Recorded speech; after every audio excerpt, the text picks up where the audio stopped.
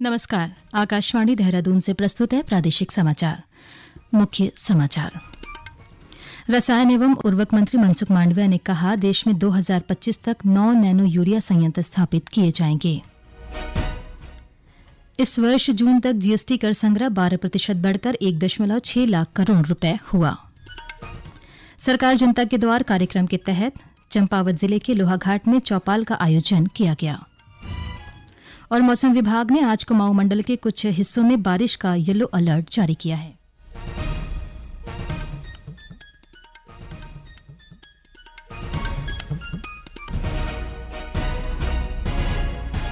दोपहर समाचारों के साथ मैं योशिता पांडे। अब समाचार विस्तार से। रसायन और उर्वरक मंत्री मनसुख मांडविया ने कहा है कि 2025 तक देश में प्रतिवर्ष नैनो यूरिया की 44 करोड़ बोतल का उत्पादन करने का लक्ष्य रखा गया है। उन्होंने कहा कि इस लक्ष्य को हासिल करने के लिए देश भर में 9 संयंत्र स्थापित किए जाएंगे। श्री मांडविया ने आकाशवाणी के साथ विशेष साक्षात्कार में नैनो यूरिया के फायदे बताते हुए कहा कि फसलें नैनो यूरिया को 80% अधिक सोखती है, जबकि पारंपरिक यूरिया के सोखने की दर केवल 30% है। उन्होंने कहा कि नैनो यूरिया किफायती है और इसमें फसल की भी पैदावार बढ़ती है। इस वर्ष जून महीने में माल और सेवा कर जीएसटी से 1,61,497 करोड़ रुपए प्राप्त हुए हैं।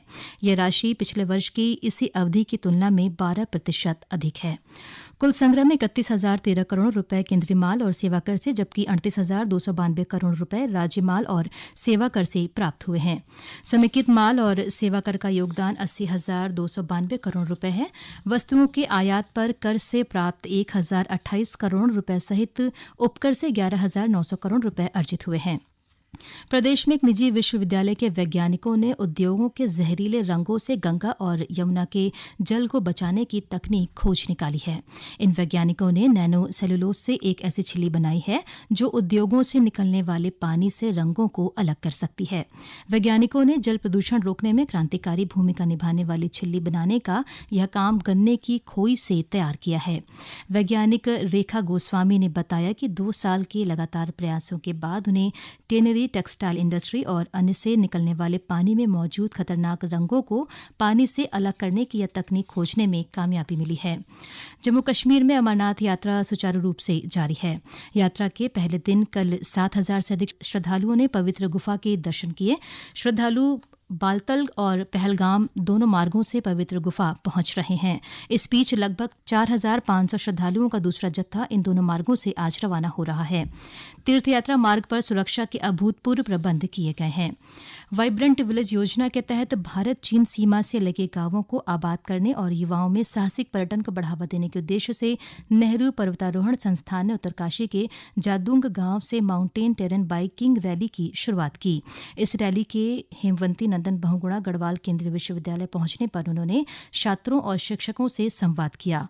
नेहरू पर्वतारोहण संस्थान के प्राचार्य कर्नल अंशुमान भदौरिया ने कहा कि भारत चीन सीमा से लेकर भारत नेपाल सीमा तक यह रैली हो रही है, जिसमें 9 यात्री शामिल हैं। टोटल हम 17 मेंबर्स हैं जो कि इसमें कर रहे हैं। सस्टेनेबल टूरिज्म है, जिसमें कि हम ये प्रमोट करना चाह रहे हैं कि एक माउंटेन मैनर्स क्या होने चाहिए। जब हम कहीं जाते हैं तो हमारा मैनर्स क्या होते हैं और किस तरह से हम जो वातावरण को टूरिज्म भी करें और जो जगह है उसको ख़राब भी ना करें। इसको प्रमोट करने का जो हमारा मकसद है, ये भी हमारा शामिल है। इस रैली में निकले बाइकर्स के इंस्ट्रक्टर राकेश राणा ने बताया कि बाइकर्स एक दिन में लगभग 80 किलोमीटर की दूरी तय करते हैं। गौरतलब है कि यह रैली 21 दिन में 1,029 किलोमीटर की दूरी तय करेगी। राज्यपाल लेफ्टिनेंट जनरल गुरमीत सिंह ने राष्ट्रीय चिकित्सक दिवस के अवसर पर देहरादून में आयोजित एक कार्यक्रम में चिकित्सा के क्षेत्र में उत्कृष्ट योगदान देने वाले डॉक्टरों को सम्मानित किया। इस अवसर पर राज्यपाल ने कहा कि देश के डॉक्टर चिकित्सा के क्षेत्र में अतुलनीय योगदान दे रहे हैं। चिकित्सा के क्षेत्र में बढ़ती चुनौतियों पर जोर देते हुए राज्यपाल ने कहा कि आज के समय में स्वास्थ्य के मानक लगातार बदल रहे हैं और चिकित्सकों को इन चुनौतियों का सामना करने के लिए तैयार रहना होगा। ये समाचार आकाशवाणी के देहरादून केंद्र से प्रसारित किए जा रहे हैं। ताज़ा समाचार के लिए आप हमारे फेसबुक पेज आकाशवाणी समाचार उत्तराखंड, ट्विटर हैंडल @AIRnews_DDN को फॉलो कर सकते हैं। साथ ही यूट्यूब चैनल आकाशवाणी समाचार उत्तराखंड को सब्सक्राइब और आकाशवाणी की वेबसाइट www.newsonair.gov.in उत्तराखंड पर लॉगिन कर देख सकते हैं। सरकार जनता के द्वार कार्यक्रम के तहत चंपावत जिले के लोहाघाट विकासखंड के रायनगर चौड़ी गांव में चौपाल का आयोजन किया गया। चौपाल में प्रदेश के खाद्य एवं नागरिक आपूर्ति सचिव ब्रजेश कुमार संत ने ग्रामीणों की जन समस्याएं सुनी और अधिकारियों को समस्याओं का समाधान करने के निर्देश दिए। इस अवसर पर ग्रामीणों ने सचिव को स्कूल, सड़क, पानी समेत कई समस्याओं से अवगत कराया। श्री संत ने बताया कि वे ग्रामीणों की समस्याओं को शासन तक पहुंचाएंगे। ग्राउंड पे क्या हो रहा है उस चीज को देखने के लिए माननीय मुख्यमंत्री जी और माननीय मुख्य सचिव, शासन और सरकार दोनों द्वारा प्रतिनिधि के रूप में सभी सचिवों को जो यहाँ आएंगे, यहाँ के लोगों की समस्याएं सुनेंगे और समस्या सुनने के बाद उनका जहां तक निदान संभव होगा अपने स्तर से करेंगे और अगर नहीं संभव होगा तो उसको शासन स्तर तक पहुंचाएंगे। सिंचाई विभाग के मुख्य अभियंता संजय शुक्ल ने उधम सिंह नगर के रुद्रपुर में नहरों और नालों का निरीक्षण कर विभागीय अधिकारियों को इनकी सफाई कराने और 1 सप्ताह के अंदर अतिक्रमण हटाने के निर्देश दिए। साथ ही मुख्य अभियंता ने बनरसिया नाले पर किए गए अतिक्रमण पर भी कार्रवाई के निर्देश दिए। अधिकारियों को निर्देश दिए गए हैं कि नदी का जो सीमांकन है, जो सजरा में और जो मैप में जितना उसका फैलाव है, उस फैलाव को चिन्हित किया जाए और सीमांकन करते हुए उसमें जो भी अतिक्रमण है उसको हटाया जाए, जिससे पानी सुचारू रूप से जा सके और जलभराव ना हो। गौरतलब है कि वर्ष 2018 में रुद्रपुर नहर और बनरसिया नाले पर स्थानीय लोगों के अतिक्रमण से जल निकासी बाधित हो गई, जिससे पूरा शहर जलमग्न हो गया था। इसे देखते हुए सिंचाई विभाग इस बार मानसून के पहले जल निकासी सुचारू रूप से करने का प्रयास कर रहा है। और अब एक नजर आज के मौसम पर। मौसम विभाग ने 5 जुलाई तक प्रदेश में कहीं कहीं भारी बारिश जबकि राज्य के अन्य जिलों में कहीं हल्की बारिश की संभावना जताई है। आज मौसम विभाग ने कुमाऊं मंडल के कुछ हिस्सों के लिए बारिश का येलो अलर्ट जारी किया है। वहीं प्रदेश के पर्वतीय क्षेत्रों में हो रही बारिश से कई सड़कें अवरुद्ध हो गई हैं। इनमें से कई को यातायात के लिए खोल दिया गया है जबकि अन्य को खोलने की कार्रवाई की जा रही है। उधर बागेश्वर जिले के कपकोट में सिंचाई विभाग ने शंभू नदी पर बनी झील को खोल दिया है। जिले के कपकोट में आपदा की दृष्टि से राहत और बचाव के लिए सरकार ने 45 सदस्यीय राष्ट्रीय आपदा प्रतिक्रिया बल NDRF की तैनात की है। ये दल आपदा की चुनौतियों से निपटने के लिए आपदाग्रस्त क्षेत्रों में जाकर राहत और बचाव कार्यों को करेगी और स्थानीय लोगों के लिए समुचित और सुरक्षित व्यवस्था उपलब्ध कराएगी।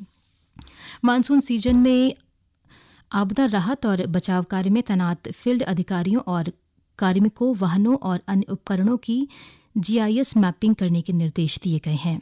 साथ ही आपदा से जुड़े सभी विभागों को अपना डिजास्टर मैनेजमेंट प्लान तैयार करने को कहा गया है। देहरादून में आपदा प्रबंधन के नोडल अधिकारियों की समीक्षा बैठक में आपदा प्रबंधन सचिव डॉक्टर रंजीत सिन्हा ने कहा कि आपदा प्रबंधन में तैनात सभी अधिकारियों और कार्मिकों को पर्याप्त प्रशिक्षण देने को कहा।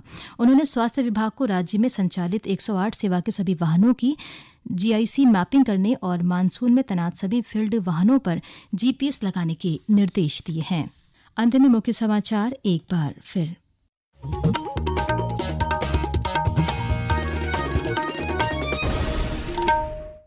रसायन एवं उर्वरक मंत्री मनसुख मांडविया ने कहा कि देश में 2025 तक 9 नैनो यूरिया संयंत्र स्थापित किए जाएंगे।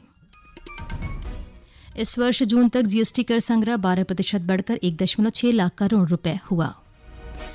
सरकार जनता के द्वार कार्यक्रम के तहत चंपावत जिले के लोहाघाट में चौपाल का आयोजन किया गया।